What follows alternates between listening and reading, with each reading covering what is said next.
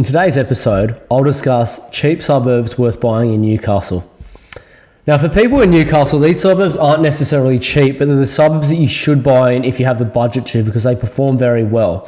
So in today's episode, I'm going to get into a few things. First of all, what drives Newcastle's property market? Second of all, the minimum purchase price for the property market. And finally, the cheapest suburbs worth buying in Newcastle. I've only got one under 750k, two in 750 to a million, two in 1 to 1.5 million, and two in $1.5 million and above. Let's get into it. Look, what drives Newcastle's property market is quite similar to somewhere like Sydney. So like every city, demographics drive the market, with business demand and employment also being very important.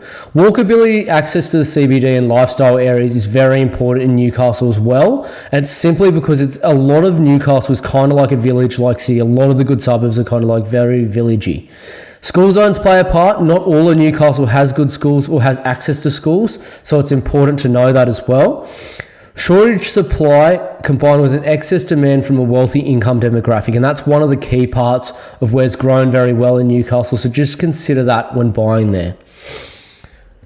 Now look, the minimum purchase price really in Newcastle, I hate to say it, it's about $750,000, and this is suburb dependent, and it might not sound like these suburb, this isn't going to align with the suburb medians that I'm going to give you, because I'm saying you can purchase below 750,000 here just to get in the market, but it's very, very tight. Like, it is very, very, very tight to do so. So just consider that when we get into it. So let's start off with my very first one that you can pick up at under $750,000. And that suburb is a suburb called Mayfield West.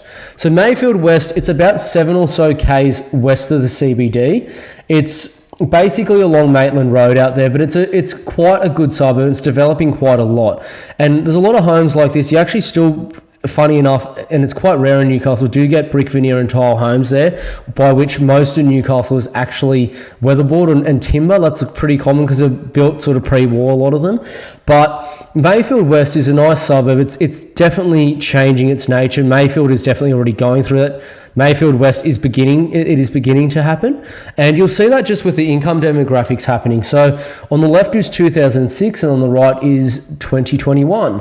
So in a 15-year period, it's more than doubled in the time in terms of all personal, family and household income. So you can see here just how well it's done. Definitely a great suburb to consider for under 750k, and the only one I would consider that you can buy in Newcastle for that price. Let's get into some better price points that I tend to like in Newcastle.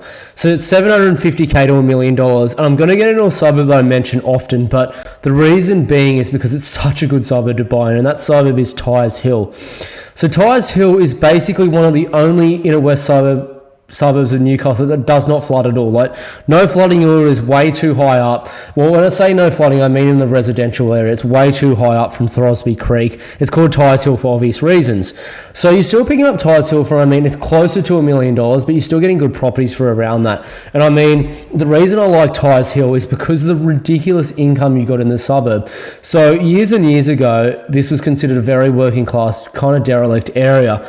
But if you look at, just this is census data 2021, Tyers Hill's personal, family, and then also household income, it's above the state average, but it's literally under $1 million. And this has some of the highest growth in any suburb in the country. So I think it's done nearly 7% growth year on year for the last 15 years, which is just insane. And this is only going up from here. So it's such a good suburb for that. And people can easily afford their mortgages, there's high equity value and all that kind of thing. Unsurprisingly, another suburb I'm actually mentioning as I mentioned Tyers Hill is Mayfield East. And I'd actually include the pocket near Mayfield East of Mayfield, so probably you Havelock Street out to Mayfield East in this pocket as well of Mayfield, in the Mayfield East sort of catchment zone, because this pocket is basically almost the same as Tyers Hill. You actually even have a little bit bigger blocks and it's way too high up. So north of Maitland Road doesn't flood. It's way too high up, and if that did flood, not all of Newcastle, but half of Newcastle would be underwater. So that's another good thing. But Mayfield East is a really good, quiet family pocket. Great tree-lined streets, great schools as well. So you're not far from San Clemente High School and also Mayfield East Primary School, quite highly rated. Really safe. You've got the skate park, the swimming centre, all nearby. You can walk down to the Coles and Woolworths, which is really good too. But the area is just gentrified like crazy. So this is just a photo you can see of like the early 1900s and what a photo of a property sold recently will look like today. But mainly behind the gentrification it's the movement of professionals into the suburb. So you'll see here that you've gone from 18.8% to 31.7% just in 15 years of professionals moving in, gone from below the state average to above it, and that's the reason the suburb's done so well, because it's gentrified so much, it's done so well. So it's a really good thing to see. Mayfield East is a great place to buy in Newcastle. Let's get into 1 to 1.5 million, and a suburb we're going to mention is Carrington. So this suburb was actually below $1 million last time I mentioned it, but unfortunately it's popped above and basically all data you can find. It's basically almost a flat $1 million or a touch above. But Carrington, really, I'd call it the Balmain of Newcastle. It's all by the harbour, surrounded by the water. Just be a little bit careful of some of the streets. Like, a lot of Carrington does flood. Look, some of the streets that are in the low end flood zone, so I mean the kind of outside of 1% probability, you're probably okay in those. Like, the planning's been a lot better. Like, even in bad floods and crazy rain, like, it's only really the bad pockets that are flooding now because of the technology and the actual system of the hunters got really good. But the thing I like about Carrington is it's just its location. Like, you look where it is, straight across from Wickham Marina, straight across from Honeysuckle, about 5 minutes to the CBD. You could probably ride a bike in that. I mean, if you drive a car, it's probably 2 minutes. The beaches, 5 minutes away. The whole foreshore is beautiful. People actually call Carrington Paradise that live there because it's so nice to live in. So another thing you should probably consider. But yeah, great suburb to buy in terms of Carrington. Another suburb I'd like to mention, Cooks Hill. Good suburb as well, right by the CBD. Cooks Hill is probably a little bit more of a trendy suburb should I say, Newcastle. It's similar to kind of like your inner west of Sydney in some parts, maybe like Surrey Hills. You got a lot of alleys, cafes and all that kind of thing. And I mean, the good thing about Cooks Hill, it's right next to the city, but its walk score is just insane. So you can see here, it's rated equivalent second, or should I say third in the city in terms of walkability, a score of 89 out of 100. I mean, that's basically a walker's paradise. You can walk anywhere, don't need a car for anything. Like, sure, you probably want a car, but you don't need one if you really, really don't want one. So it's great for that. Really good public transport too. So great suburb to consider. Pretty cheap. It actually hasn't done that much over the short term, but over the long term, it's done very well. So that's definitely something that we probably should look at as well. If you're buying in Cooks Hill, you probably need about $1.3 to $1.4 million for it though. So just consider Cooks Hill there. 1.5 million and above. My favourite pick is definitely the Hill. The Hill is probably one of the most underrated suburbs in all of Australia. I mean, like, look at its location, right by the city, right by the foreshore, right by Bar Beach, right by Newcastle Beach. Parks everywhere, jobs everywhere, large blocks, plenty of parking. You can't go wrong with that. Again, look at its location, everything. Look, right next to the hospital, right near the hotels, right near Honeysuckle, right near all the clubs, right near Susan Gilmore Beach, Cooks Hill Surf Club, Newcastle Sports Ground. It's a short bus, to literally Newcastle Interchange or even the stadium. There's nothing really wrong you can go with here. And you're picking this up for still, like a touch under 2 mil, early 2 mils. So can't go wrong there. Probably probably the best suburb in all of Newcastle, in my opinion.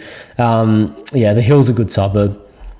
Let's finish it up finally. And I'm going to finish with a suburb, probably to a little bit few people's surprise, and it's Newcastle East. Funny enough, this photo of Newcastle East actually comes from a time I stayed there, and there was really good swell and a really beautiful afternoon, so I just used it in a photo of mine just to show the suburb. But Newcastle East is one of the oldest places in all of Newcastle. It's basically where one of the first places they landed, right near Footscray actually, and basically the barracks there. But I'd say it's probably Newcastle's Dawes Point. That's the easiest way to describe it. Now, there is a little bit of old public housing there, but there's also some of the best houses in all of Newcastle, and most of the whole area is fine. There's no issues, and I mean, you're never going to go wrong. This area, people just want to live there. You can't go wrong. You can walk to everything. You literally do not need a car here. Even if you're a surfer or something like that, you'd be fine. But like, it's just beautiful. That's the view you get from it. I mean, there's houses in literally Newcastle East that sell for literally 5 and 6 million that front the ocean bars in Newcastle Beach. So it's not overly cheap in most places, but you can still pick up some terraces and some very small detached homes for about 2 mil, which is really good. But definitely a great suburb to consider in Newcastle.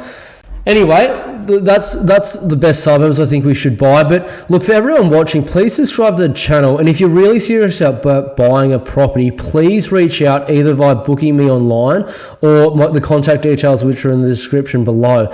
And I'd really appreciate as well if people are really serious about building a huge portfolio, about joining Premier Properties, which is up on my site. Premier Properties is somewhere where you find properties with a total return of above 13%. That is your 30-year capital growth from CoreLogic plus your immediate gross rental yield. The reason I look for that is because I want in that 13%, I want a higher percentage of capital growth, generally somewhere around 9%. And that's because your internal rate of return is higher over the long term. Capital growth in your best suburbs will do 7 to 10% long term, whereas yield on average in Australia can only do 3 to 4%. So exponentially over time, capital growth does better than yield. Because of this, yield slides down over the long term, but that's exactly what you want because yield is a percentage of asset value, right? So you're actually getting more money, but also capital growth doesn't slide down, so your internal rate of return over the long term is higher.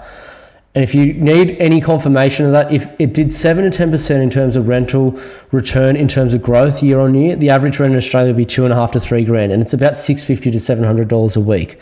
So that's all you need to know. But again, thanks so much for watching, everyone, and I hope you have a great day ahead. Cheers.